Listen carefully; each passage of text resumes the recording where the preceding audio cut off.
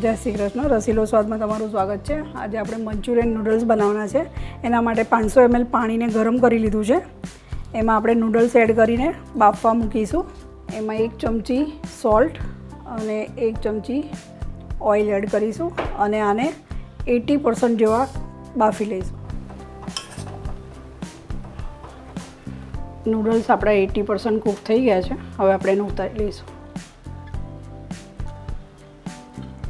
આના પર થોડું ઠંડુ પાણી રેડી દઈશું એટલે એનો કુકિંગ પ્રોસેસ બંધ થઈ જાય અને એના પર અડધી ચમચી તેલની રેડી દઈશું એટલે નૂડલ્સ આપણા છૂટા થશે.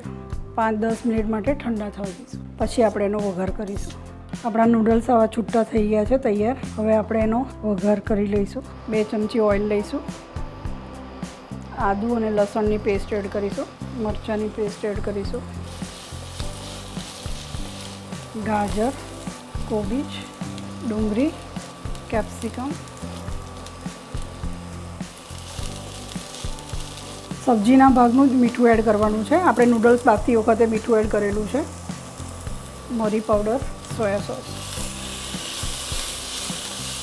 હવે નૂડલ્સ એડ કરી દઈશું.